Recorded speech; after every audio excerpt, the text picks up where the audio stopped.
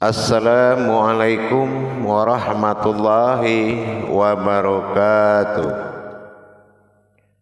Alhamdulillah, alhamdulillahi rabbil alamin. Assalatu wassalamu ala asrafil anbiya'i wal mursalin, Sayyidina wa maulana Muhammadin. Ashhadu an la ilaha illallahul malikul haqqul mubin, wa ashhadu anna Muhammadan abduhu wa rasuluhu was-sadiqul wa'dal amin. Allahumma salli wa sallim wa barik wa karim ahzanul nabil karim, ihdinil ladzi min jamalika wa innal ladzi min jalalika wa innahu min kitabika. Wa tahirin wal mujahidina, amma ba'du, ibadallah. Bersyukur kita kepada Allah dengan mengucapkan alhamdulillahirabbil alamin atas segala limpahan karunia rahmah dan hidayahnya, serta dengan izinnya juga kita dapat menjalankan amanahnya, beramal dan beribadah zahir batin dunia dan akhirat. Bersalam kita tidak akan pernah kita lupakan. Marilah sama-sama kita sampaikan kepada junjungan kita Nabi Allah, Nabiul Akhirul Zaman, Rasulullah Muhammad sallallahu alaihi wasallam. Atasnya kalimahnya kita kalamkan dengan membacakan Allahumma sholli ala Sayyidina Muhammad wa ala alihi Sayyidina Muhammad. Alhamdulillah, bertemu lagi dengan saya Guru Mursyid Syekh Nur Muhammad Buya Irwan Maulana Al-Khalidi, Sumatera Barat, dengan makom majelis zikir Marifatullah dalam tayangan YouTube Buya Pasaman Timur, kupas tuntas ilmu hakikat amal dan ibadah, demi meningkatkan iman dan takwa kita kepada Allah, tentunya dengan kita melakukan tolabul ilmi tanpa berniat apapun yang sifatnya mempersekutukan Allah dengan sebuah wujud apapun. Jamaah yang dirahmati Allah, pada waktu dan kesempatan yang sangat kita muliakan ini, berkah Allah, berbagi wawasan dan ilmu pengetahuan adalah salah satu khas dari YouTube Buya Pasaman Timur.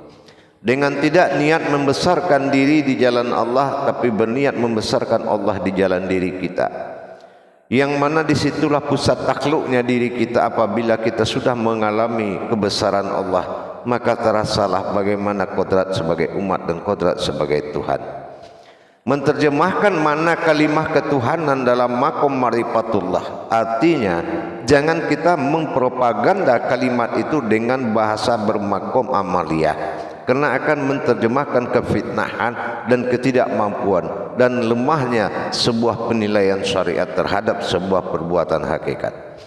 Meskipun dalam asal wujud yang sama, tetapi mengeluarkan makom ketingkatan bahasa menuju kepada ketingkatan ibadahnya. Dalam makom ketingkatan ibadah dengan bahasa yang sangat dimuliakan, bahasa makna yang keluarnya berupa munajat yang keluarnya dari kodrat kauni, membuat kita lemes akal dan pikiran kita untuk mengikuti. Kenapa? Karena kita terbiasa dengan ilmu yang dimakan akal. Binasa dalam akal diterima oleh akal. Inilah yang membuat kodrat Allah tidak terjadi perbuatan apapun dalam diri kita. Untuk itu para hadirin dan jamaah sekalian, perlulah kita benar-benar melaksanakan adab-adab ketuhanan dalam diri kita. Apa yang dikatakan adab ketuhanan? Dalam waktu kesempatan ini saya akan berbagi tentang apa yang dikatakan ahli ibadah, ahlul fil ibadihi.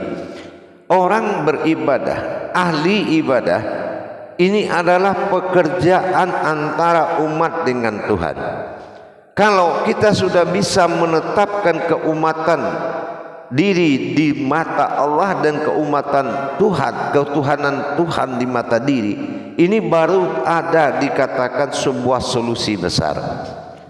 Peningkatan derajat ibadah ini dikatakan ahli ibadah itu adalah orang yang tidak lagi melihat sebuah wujud di diri dia, melainkan wujudnya Allah semata. Wujud Allah semata, bukan Allah itu terlihat oleh mata, tetapi Allah meridhoi sebuah wujudnya dilihat oleh mata batin seseorang. Itu pun mata batinnya harus diberikan hayat oleh Allah, ruh harus diberikan hayat oleh Allah terlebih dulu. Ini yang dikatakan dengan ainul basirah. Sebelum basirnya diberikan ruh atau kekuatan dengan wahyu, ilham, laduni, irhas, maka tidak akan benar apa yang dilihat itu adalah sebuah wujud rahasia Allah.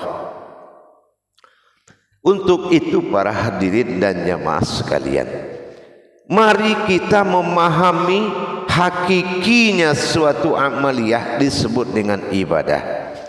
Kenapa dikatakan nilai ibadah itu tinggi? Kenapa ibadah ini adalah syahadah yang berhubungan antara dua batin dalam makom satu wujud. Apa yang diduakan dua batin, dua rahasia, kodrat yang berahasia ketuhanan dan kodrat yang berahasia ketuhanan. Nah, disinilah kita harus memahami lagi penyempurnaan kodrat Allah pada diri. Setelah kita paham bahwasan yang mampu menghadap Allah itu hanya Allah, hanya kodratnya Allah, berarti kita harus benar-benar mendirikan kodrat-kodrat sifat, kodrat-kodrat zat Allah dalam diri kita. Kalau belum ada sifat berdiri, zat berdiri, Allah tidak ada punya pernyataan yang lain melainkan aku bertajalli pada zat dan sifatku sendiri. Inilah makanya kita, kalau kita ingin betul-betul mendapatkan marwah ketuhanan, karena bagaimana? Sama seperti kita mengenal Allah. Nah, di tayangan sebelum ini saya sudah pernah sampaikan, kalau dikatakan mengenal Allah, bukanlah kita kaji Allah itu terus kita kenal, ya. Bukan Allah itu dikaji terus kita kenal. Allah Tuhan tidak bisa dikaji. Nah, tetapi kita mendirikan kodrat-kodrat Allah yang kenal dengan Allah. Inilah jatuhnya kepensaksian bagi kita yang melihat. Inilah aku bersaksi tadi. Jadi bukan kita mencari Allah terus kita kenal dengan Allah. Sebelumnya tidak bisa dicari, tidak bisa kenal. Bukan. Sekali lagi saya bilang, kalau mengenal Allah bukan berkenalan dengan Allah. Nah, tetapi mengenal kodrat-kodratnya yang kenal dengan dia, yang membuat tidak bersekutu dengannya. Inilah yang dikatakan mengenal Allah. Jadi begitu juga kita selesai mengenal Allah seperti itu, maka kita tahu mana tingkatan-tingkatan ma'rifah yang ada di dalam makom ibadah tadi. Nah, peningkatan makom ma'rifah, makom pengenalan, ini yang akan membuat kita derajat ibadah kita ini sudah mendapatkan makom, bukan hanya kodrat. Kodrat itu sudah awal, tetapi setelah kodrat ini ada pemakam-makoman, makom derajat-derajat ibadah. Makom syariatul fiddin, setelah naik ke makom syariatul nabi, naik ke makom syariatullah. Nah, ini proses pelaksanaan itu jauh berbeda dari kodrat-kodrat tadi. Makanya Allah, aku dalam prasangka umatku. Nah, sejauh mana prasangka atau dikatakan kedudukan? Kalau kita sudah mendapatkan kedudukan Allah pada diri, lihat dulu apa kedudukan ini berupa kodrat, apa kedudukan ini berupa sifat, apa kedudukan ini berupa zat, apa kedudukan ini berupa sir, apa kedudukan ini berupa wujud dan batin. Harus jelas dan dipastikan. Jadi tidak ada daya upaya dalam pencarian ke jalan Allah. Seorang ahli ibadah itu, dia tidak lagi berpihak ke satu jalan pun, melainkan dia menghimpun satu jalan dengan keputusan la maujudun illallah. Tidak ada lagi yang maujud melainkan maujudnya Allah semata. Nah, jadi kalau kita sudah mengenalkan hal ibadah, kita itu banyak yang kita kenal. Jalan-jalan ibadah itu banyak yang harus kita kenal. Tidak hanya satu, tidak hanya dua, tidak hanya tiga, tetapi sangat banyak. Kenapa? Tidak ada dosa orang yang ingin mencari keridhaan Tuhannya. Tidak ada dosa bagi orang yang mencari keridhaan Allah. Tidak ada ketentuan apapun yang menetapkan Allah bertempat, Allah berwaktu, Allah berjala. Tidak ada. Kalau kita sudah bercerita tentang Tuhan, allazi annaya min wa'ina wa innahu annahya min innah. Tidak ada kepantasan bagi kamu mencariku dengan dasar niat, ruang, jarak dan waktu. Aku tidak bertempat, tapi aku sebuah tempat. Inilah yang harus menjadi perhatian mata hati kita. Jamaah yang dirahmati Allah rahimakumullah. Jadi dengan kita sudah meningkatkan pengetahuan jabariyah mulai dari syariatnya ibadah, hakikatnya tarikat dan ma'rifatnya ini, sampai ke makom tasawuf dan tauhid, itu dibutuhkan suatu ijab tolabul ilmi, dibutuhkan belajar menuntut ilmu, ya, karena tauhid itu telah ditetapkan bahwasanya ada fil awal wa ada fil akhirun, ada awal dan ada akhir. Nah, sekarang kita sering berhadapan dengan seseorang yang mengenal, katanya dia mengenal Allah, tetapi dia tidak bisa berkalam sesuai dengan tangga tauhidnya, melainkan dia berkalam membuat orang takluk kepadanya dan dia ingin menjadi guru, maka dia ciptakan murid. Ini yang dilarang oleh Allah. Yang dilarang oleh Allah adalah orang yang menghimpun orang tidak melalui kodratnya. Alafa, alif, kalau tidak nyata dalam diri, jangan kumpulkan orang, jangan berikan pemahaman yang membuat mereka tambah lama tidak mengerti. Inilah yang harus kita perhatikan para hadirin jamaah yang dirahmati Allah. Dengan adanya peningkatan pemahaman kita kepada Allah, kita tingkatkan bagaimana kita mentajalikan, mulai mentahalikan sampai dari takali sampai tahali, tajali, mulai mensucikan, mulai menghadirkan dan memperjalankan. Jangan ada pemahaman yang membuat kita hidup bergolongan. Tidak. Pencarian itu sudah dihijabkan oleh Allah, yaitu di pencarian akhir zaman. Syariat hulul tarekah, ya, syariat hulul hakikat. Artinya apa? Syariat itu harus dia melihat kepada hakikat. Hakikatul ulu tarekah, sebuah hakikat dia harus tahu jalannya. Tarekatul ulul ma'rifat, jalan itu harus punya tujuan, kan jelas semua. Maka tidak ada golongan-golongan yang memisahkan ibadah umat dengan pemahaman, karena pemahaman ini tajali, adalah suatu perjalanan. Jamaah yang dirahmati Allah rahimakumullah.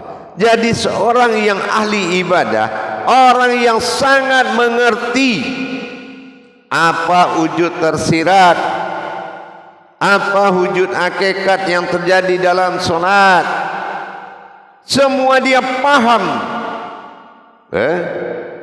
Dan bagaimana solat ini menjadi tiang, dan bagaimana tiang ini kekal, dan mana kekalan itu menjadi hidup. Inilah yang dikatakan orang ahli ibadah. Jadi semua perbuatan hakikat itu sudah dikuasainya, dan keputusan dari segalanya. Seorang ahli ibadah itu, dia tidak pernah melihat dirinya di dalam ibadah, melainkan dia melihat maujud Allah semata. Inilah yang harus benar-benar kita ikuti dengan baik. Kajian yang tidak bertemu di dalam ibadah jangan dipelajari. Apapun kalam-kalam orang yang mengajarkan tentang Islam, tapi begitu kamu mengangkat takbir, takbirmu kosong, maka kamu harus berpikir dengan baik. Karena keuntungan bagimu apa? Afkalala fil mu'minin. Beruntunglah orang yang berilmu. Allazihum solatihin qasi'un, yang bisa kusuk dalam solatnya. Kalau ada kajian mulai syariat sampai ma'rifat tapi diangkat tahbir kosong, maka berpikirlah sebelum kamu melanjutkan. Itu kepada jemaah semuanya, baik kaum muslimin dan muslimat dimanapun berada, rahimakumullah. Jangan terjerumuskan dirimu di dalam alam ma'rifat yang tidak bersirat. Jangan belenggu dirimu di alam syariat dengan menutup diri untuk belajar. Inilah yang harus benar-benar menjadi buah hati, buah rasa, buah pikiran. Iqra. Kita hanya tahu membaca tapi tidak bisa menuaikan, tidak bisa mengatakan, tidak bisa melihat, tidak bisa berilmu, tidak bisa menjadikan. Kecil makna iqra itu karena kita tidak pernah belajar tentang kajian yang bisa dipraktekkan di dalam ibadah. Semua orang berilmu itu belum tentu bisa beribadah, tapi setiap orang beribadah pasti dia berilmu. Kenapa? Karena dia sudah belajar. Kalau enggak mungkin dia beribadah tanpa dia belajar. Inilah para hadirin dan jamaah sekalian, ahli ibadah itu adalah orang yang sudah tidak melihat dirinya di dalam ibadah itu, melainkan dia menyaksikan. Dia tahu rukun-rukun tersirat, dia tahu rukun hakikat, dia tahu rukun-rukun daripada ijab-ijab zahir dan batin, batasan zahir, batasan batin, batasan amaliyah dan batasan ibadah. Jadi orang yang ahli ibadah itu adalah orang yang menyaksikan dua wujud dalam bertemu dalam satu wujud. Nah, ini dia bisa menyaksikan. Kalau dia sudah bisa melihat dan menyaksikan bertemunya kodrat aftar dengan ba'dal di dalam solat itu, ketemunya sifat zahir dan batin Allah, zahirnya Allah, batinnya Allah, ini juga harus dia saksikan dengan nyata. Jadi tidak ada yang tenggelam dalam cerita tapi larut dalam merasa. Inilah yang dikatakan ahlul ibadah. Jadi jadilah kita semuanya orang yang ahli ibadah, yang tahu mana yang dikatakan wujud dan maujud Allah yang dalam pertemuan titik dua dalam ianya. Bagaimana kita bisa merasakan perjalanan itu dengan nyata, mengalami jalan itu dengan nyata, dan berhubungan juga dengan Allah dengan nyata. Inilah yang dikatakan ahlul ibadah, ahlul ibadah, ahli ibadah.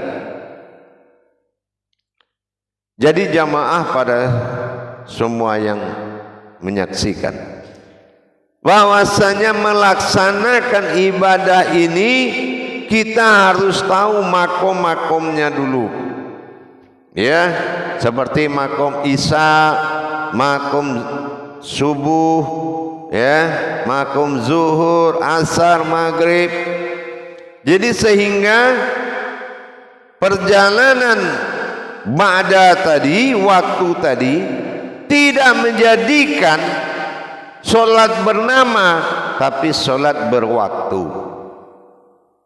Waktu adalah asma dari sebuah solat, ba'da. Nah, kalau dia ba'da berarti bukan nama solat. Pemahaman ini saja bisa merusak niat kita. Nah, untuk itu para jemaah sekalian, menjadi ahli ibadah itu benar-benar dia mengalami af'al dan fi'ilnya Allah, digerakkan dan menggerakkan. Inilah dia sadar kalau dia digerakkan, dan dia juga sadar kalau ada kodrat yang menggerakkan. Jadi itu ibadah namanya. Kalau ada daya upaya kita di situ, berarti singgasana Allah itu masih bisa dicapai akal dan nafsu. Tapi kalau akal dan nafsu tidak mampu lagi bertajali kepada Allah, berarti kodratnya lah yang bisa menghadap wujudnya sendiri. Itu yang dikatakan ahli ibadah. Jadi bukan kita bodoh dalam ibadah. Kalau yang bodoh dalam ibadah seperti yang pernah saya sampaikan, itulah dombanya. Ya, apa yang dikatakan ibarat sebuah domba, seekor domba itu diibaratkan. Kenapa diibaratkan? Kenapa? Karena disinilah man arafa nafsahu tadi, wa qad araha rabbahu. Ternyata dia tidak mengenal aku, kata Allah. Bagaimana dia bisa mengenal ketuhananku? Gitu. Kalau ini memang tidak mampu kita laksanakan, maka ini tidak akan tercapai. Salatul fil muqashafatullah. Salat itu tidak menjadikan pertemuan wujud Allah bersifat Tuhan, mewujud Allah bersifat umat. Nah, ini dia. Kita di alam ma'rifah menyaksikan perbuatan sebagai ahli ibadah. Itu. Kalau ahli ibadah itu ahli hakikat, ahli tersirat, ya. Itu ahli ma'rifat. Jadi dia paham, bukan dia tidak melakukan solat, tetapi dia sudah memiliki keahlian.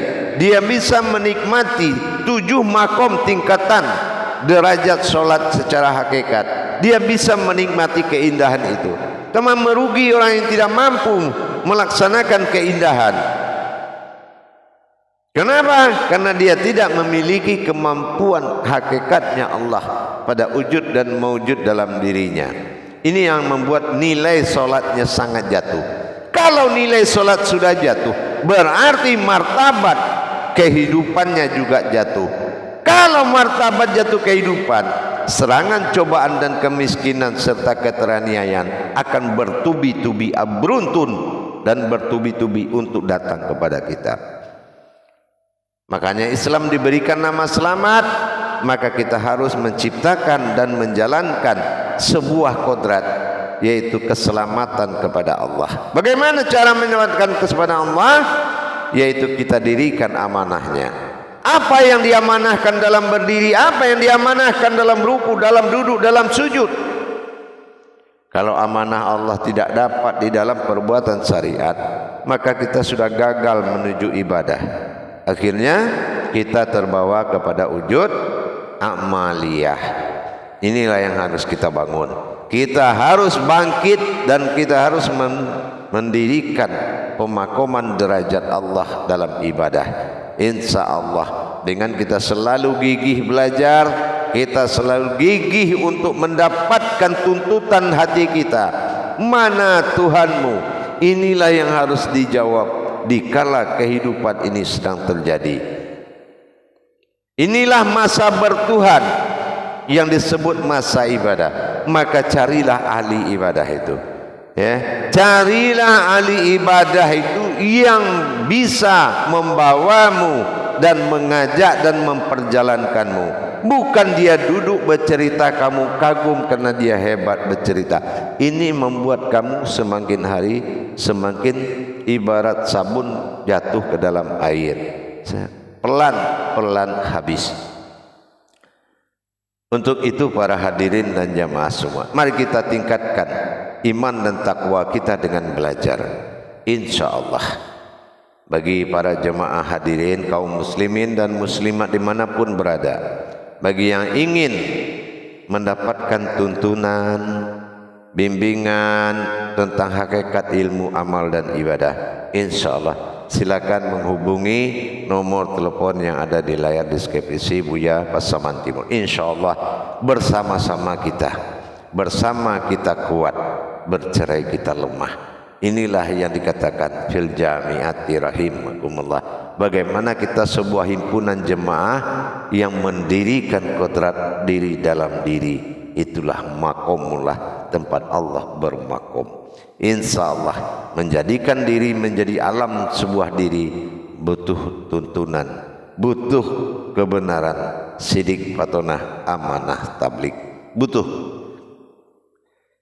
Jamaah yang dirahmati Allah rahim, insyaallah mudah-mudahan selalu kita tingkatkan diri kita, iman kita sampai pada makom ahli ibadah.